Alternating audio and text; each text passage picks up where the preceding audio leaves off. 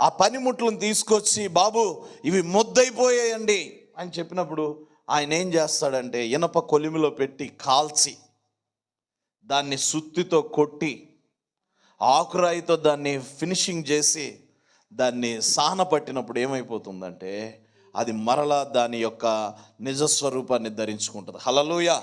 అప్పుడు మరలా అది వాడిగల ఆయుధంగా మారుతుంది. హల్లెలూయా. మరలా అప్పుడు చెట్టు నరకడానికి, మరలా అప్పుడు వ్యవసాయ పనికి అది ఎంతో చురుకుగా పాలు పొందుతుంది. హల్లెలూయా. అలాగే క్రైస్తవ జీవితం కూడా దేవుని వాక్యములో, దేవుని సన్నిధిలో, దేవునితో సహవాసంలో పదును చేయబడాలి. హల్లెలూయా. అలా ఎప్పుడైతే నువ్వు పదును చేయబడతావో నీలో షార్ప్నెస్ పెరిగి మరలా నువ్వు సాతాను మీద విజయాన్ని పొందుతావు. హల్లెలూయా. లోకం మీద విజయం పొందుతావు, అపవాది కార్యాల మీద విజయం పొందుతావు, ఆర్థిక సమస్యల మీద విజయం పొందుతావు.